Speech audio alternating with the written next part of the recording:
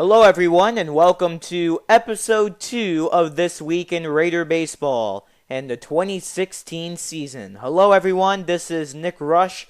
Thank you so much for tuning in as we take a look at some of our recent Riverdale Varsity Baseball contest. And I'll tell you this right now, the opening part of the season certainly has been a struggle for Riverdale, but they are hoping to bust the slump that they are in tonight. They are currently facing off in action right now as we speak at 7:33 p.m. as I tape this. And they are playing in a game against the Naples Golden Eagles at Naples High School. The Eagles are 6-1 thus far this season. That was a game that had a first pitch start time of 7 p.m. So they're in action right now. Let's give those Riverdale Raiders a good luck wish as they head into a brand new game, hoping to snap this slump once again. They are currently 2 wins and 5 losses in their 2016 season, but it certainly can get better if the Raiders turn it around right here. I do recall last season, the Raiders started off rough 0-4, but then they really started to click after that, winning 5 straight ball games, and then they really had a little bit of a groove going on throughout the middle part of the season. So the big key here for the Raider team is to not get discouraged and also to, just keep playing the game. Keep playing good ball, and the wins will come your way if you stay calm, and hopefully they can really snap this slump and get some wins on the board once again. So let's catch you up to speed on the schedule. We start off the episode talking about the Riverdale Raiders going against the Bishop Verot Vikings in a game that took place on February 16th. This was a game that took place at Riverdale High School, and for a big solid part of the ball game, the Raiders really held in against the Vikings. The Raiders did not have the lead once in that ball game.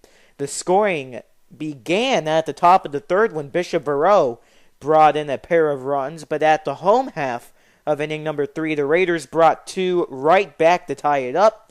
Bishop Verot topped the Raiders once again, scoring 3 runs in the 5th, and then they put the game away with a pair of runs at the top of the 7th to take the game by a 7-2 final score. In that ball game, the Raiders only had 1 hit, so it sounds rough, but once again, up until the 5th inning, things really did look solid for the Raiders, and you need to really give them credit for going against a strong team like the Bishop Verot Vikings. They went all the way to their division championship ball game last season, the 4A championship. They were defeated in that championship game, but still, they are one heck of a ball club, and you need to give them some credit, the Raiders that is, for really hanging in there against such a powerful ball club. But Bishop Verot took that win, 7-2. Raiders were able to get back on track with a victory against the Port Charlotte Pirates, and another game that took place at Pringle Field on the campus of Riverdale High School. The game against Port Charlotte was Game 2 of a 2-game homestand. This game took place on the 22nd of February, and it was a 1-0 pitchers duel victory for your Riverdale Raiders. It certainly was interesting, and a great game for Tyler Yeager, the shortstop for the Raider team. In this ball game, he came back from a 4-game absence due to a hamstring injury that he suffered right on the first game of the regular season against Highland Coast. So he missed 4 games, but he's back in it in this ball game, and he's able to contribute to the one and only run at the bottom of the third to lift the Raiders on top 1-0. And what happened was that Tyler Yeager, he got on first base with a throwing error.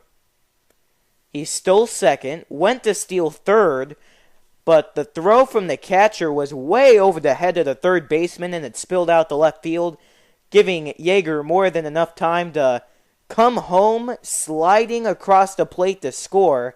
and that's what gave the Raiders that 1-0 victory over the Port Charlotte Pirates.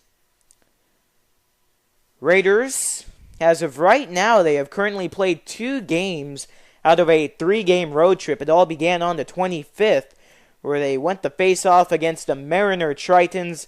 Rough game for the Raiders as they lost by an 11-6 final score. But if you look at it, the Raiders definitely put some fight into this contest, because at the bottom of the first, Mariner was up by 10 runs. I did not say that incorrect, folks. Mariner, at the bottom of the first, came into the game scoreless, brought 10 runners across home plate. At the top of the fourth, anyhow, the Raiders were finally able to get back from that disadvantage, being down by double digits. They brought in a pair of runs to score. Mariner brought in an additional run at the bottom of the fourth, but then, after a scoreless fifth inning, the Raiders really did put some fight into this ball game, scoring across 4 runs. They couldn't get anything else going for the remainder of the ball game. Neither could Mariner, and the Tritons won by an 11-6 final score. Raiders hoped that they would have some better luck going up against the Gulf Coast Sharks, but that was not the case. Once again, Raiders in the first inning, it was ugly.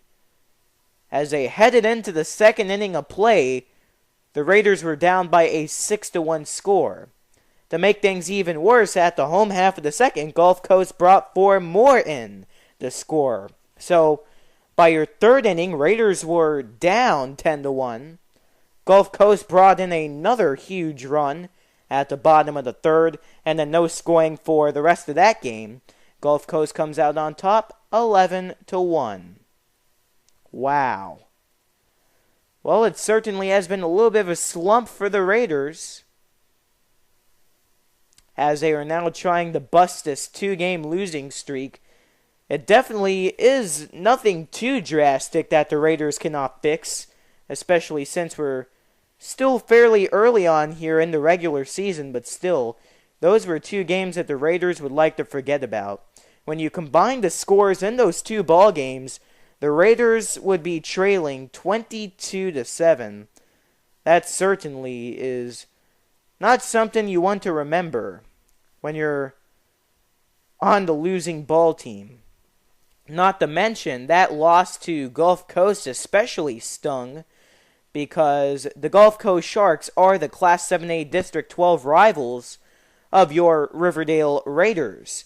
So, really, the Raiders are just going to have to learn from here. Once again, move on, play good baseball, don't panic. It's really the best advice I can give. They need to remember that they are still fairly early on, once again, here in the regular season, so they definitely don't need to panic. They don't need to struggle. You remember last season we started off 0-4 with an ugly beginning to the season, but overall, I really do believe that this team can turn things around. Seems like I say that very often about Riverdale ball clubs, but we've had some very talented teams at Riverdale High School this season, both boys and girls basketball.